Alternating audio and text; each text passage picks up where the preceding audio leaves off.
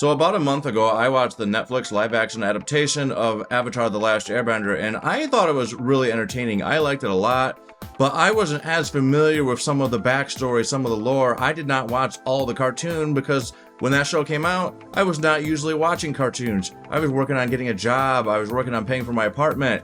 Cartoons were not a high priority. So, therefore, I might not have noticed all the little gripes that you guys had. So I have started watching the cartoon. I've made it through season 1 and 2, and I am almost halfway through season 3.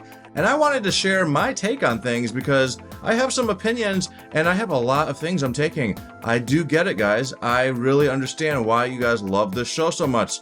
It is a fantastic show. Let's dive into some of this stuff.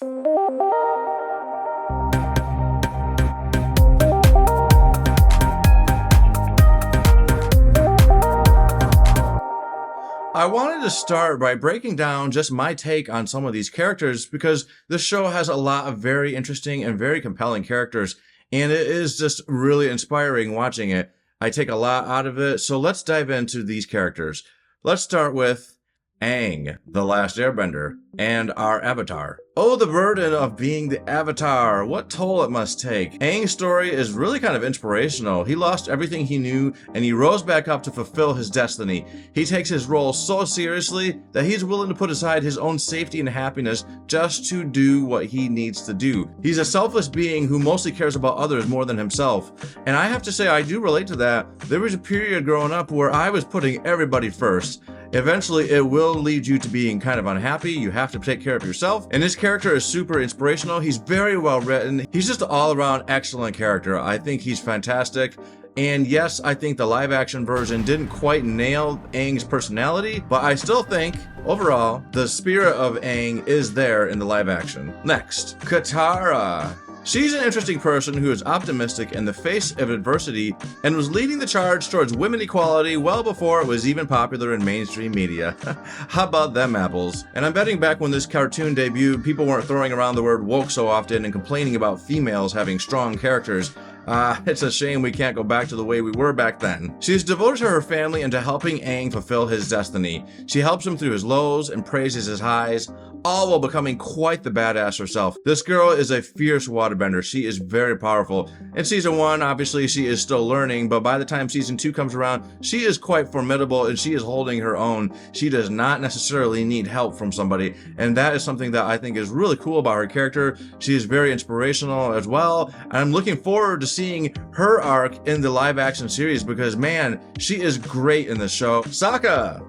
What can you say about Saka? Here's a kid trying to conform to a mold. The mold of being the typical male who's strong, a leader, and a provider, except he's not really those things. He wants to be and does what he can to rise to this, but he really represents the kid that feels left out and wants to prove himself.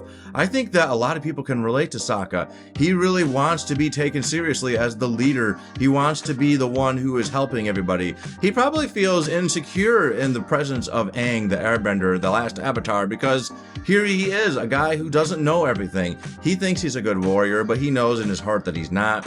He knows that he is not the best leader and he isn't the best person for the job, but he wants to be and he keeps trying to be. And that is something that I think we can all relate to, trying to be better. That's something that everyone can connect with. And so Sokka is a very relatable character. I think that there's probably bits of Sokka in all of us. Alrighty, who's next? Toof. Now here's a strong female character that is not only a badass, but she's also blind. Man, this girl is badass. She is a hell of a warrior. She will take down anybody around her. She does not let the fact that she cannot see stop her. She uses the ground to feel things, and she is a lot like Daredevil, but probably even more badass. When she uses her powers, I am always impressed. She's doing things that I'm like, man, she can just do things. She is awesome. Seeing her in live action is going to be super great. I really hope that they nail the casting. They need to make sure that they get this character perfect because Toph is awesome. She is so good. She needs to be done right.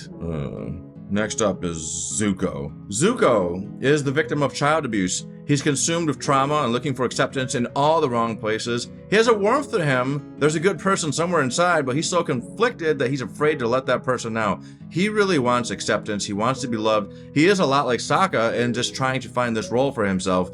and he doesn't necessarily fit into this mold that his family is trying to lay for him, and therefore he is so conflicted. He has outbursts, he's angry, he's just a moody guy. Uncle Iroh. Uncle Iroh is the kind of uncle that I am trying to aspire to. Like, literally, I need to be this guy. When my nephews try to come to me and they want to save the world, I'm gonna be like Uncle Iroh. I'm gonna follow them along, I'm gonna support them, because Uncle Iroh is awesome. He was willing to let Zuko make his own mistakes because he believes deep down that Zuko could be redeemed. And that is something that is very important. When you're growing up, you need to be allowed to make mistakes, but it's also helpful to have someone like Uncle Iroh by your side, making sure that you're not getting too lost in the sand. And that is why I think Uncle Iroh is so inspiring to me. Uncle Goals. Uncle Goals. Azula. Man, I've mentioned strong female characters already, but this girl is a different kind of character. She's mostly a bitch. Okay, but she is a bitch for a reason. You can tell that this girl wants attention. She wants attention really bad, and she's not getting it. She feels like she has to overcompensate. She has to do all this extra stuff just to stand out in her father's eyes, in the eyes of other men, and she is willing to do anything that it takes to get this attention. She doesn't care if she has to be a bitch, if she has to hurt people, if she has to kill people. She's gonna do what she needs, and therefore, I can't say she's super relatable, but there is maybe a quality of a real person somewhere in there. But she's not lovely. She's just not lovely. She's basically that girl that was in high school that everyone thought was really cool, and she acted like a snotty little brat, but behind the scenes, she's this broken girl. She's going home to this family where she's not appreciated, she's not loved, and that is why she takes things out on people. Do you guys know anybody like that? I think we can all say we all know somebody like that, right?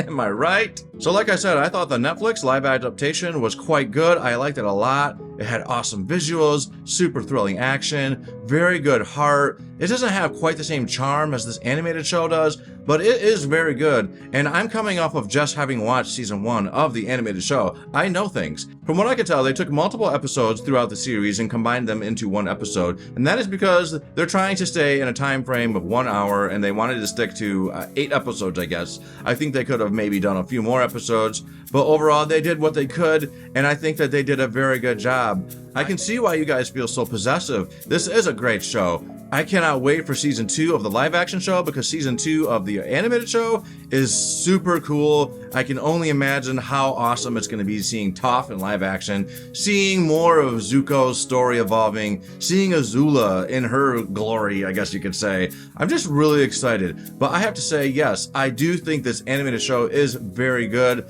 I'm going to work my way through the last season. I am, like I said, in the middle of season 3, so I will have this all finished soon. I'm not going to make another video about it because this is my thoughts and what I took from that show and what I've been loving about it. So all you people that are complaining about the live action show, how long has it been since you saw the animated show? Do you really feel like they got it that wrong? Or what is it that they specifically did wrong that you're so upset about? I think that a lot of the charm, a lot of the heart is there. It's not all there, it didn't translate perfectly, but I think it's a mile better than the M. Night Shyamalan movie, and it is a very good attempt. It has me very excited for the next 2 seasons.